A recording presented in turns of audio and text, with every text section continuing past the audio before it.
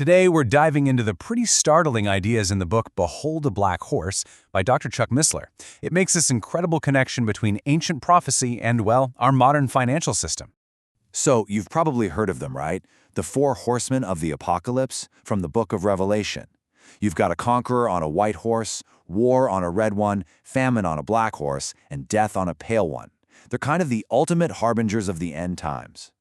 But for this explainer, we're going to zero in on just one, the rider on the black horse. According to the author, this isn't just about a lack of food.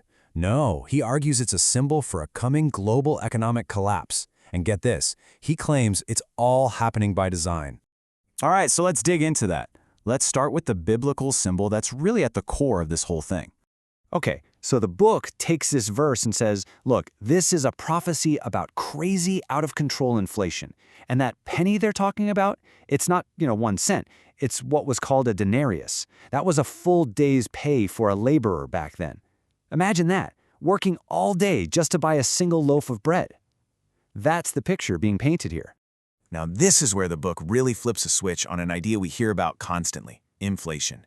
The author's whole point is that most of us have been taught to think about it completely backwards.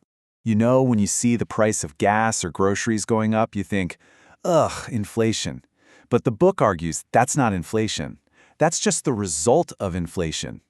The real cause, the author claims, is the increase in the money supply itself. The more dollars that get created, the less each one of your dollars is actually worth. So if you think about it that way, inflation isn't just some abstract thing that happens. The author calls it a hidden tax. It's a way for governments to transfer wealth from you to them, not by sending you a bill, but by making the money in your bank account worth less and less. Your savings just silently get eaten away year after year. And if you want to see just how devastating this can be, the book points to one of the most famous examples in history, post-World War I Germany.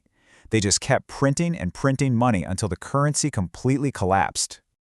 To really bring home what this feels like for real people, the author shares this incredible story about his own grandparents. They sold their restaurant, right? The business they'd built their whole lives, thinking they were set for retirement. By the time the sale was final, the money had lost so much value that their entire life savings could only buy a single loaf of bread. Just gone. So the big question is, how did we get here? Well, according to this book, it was no accident. The author contends this whole system was designed on purpose, and he traces its history along what he calls, well, a trail of blood. Okay, so the book lays out this timeline, and it is definitely controversial. It connects a few key moments in U.S. history. In the 1830s, you have President Andrew Jackson fighting the National Bank, and he survives an assassination attempt. Then in the 1860s, Lincoln prints his own money, greenbacks, to bypass bankers during the Civil War, and he's later assassinated. Fast forward to 1881, President Garfield, a huge advocate for gold-backed money, is assassinated just 4 months into his term.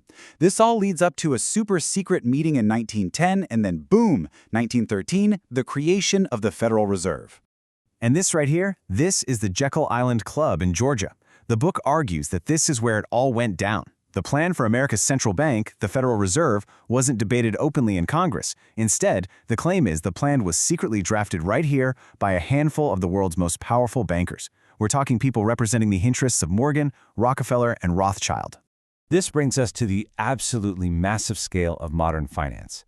The numbers we hear now, trillions of dollars, are so big our brains can't really even process them. So the book offers a really neat analogy to put it all in perspective. Let's start with a million. A million seconds is about 12 days. Okay, pretty easy to wrap your head around that. Now, what about a billion?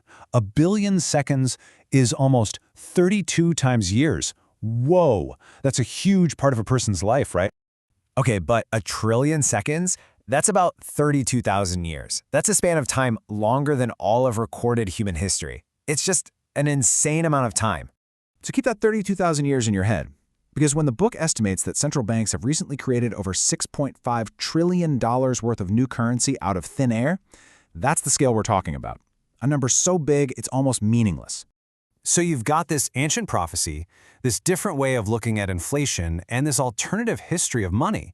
How does the author tie it all together? Well, it all builds to one final, pretty stark warning. The author uses this very famous quote, often attributed to the Rothschild banking dynasty, to basically summarize his entire thesis. The idea is that the real power isn't with politicians making laws. It's with the private individuals who control a nation's money. And that's really what Behold a Black Horse is all about. It presents this worldview where things you wouldn't normally connect, biblical prophecy, economic history, political power, they all weave together into one single story about who's really in control. And so the book leaves you with this really provocative question. Is our entire modern financial system, built on debt and currency created from nothing, the very engine of famine prophesied thousands of years ago? Is the black horse already riding? The book doesn't give a final answer. It just asks the reader to look at the evidence and decide for themselves.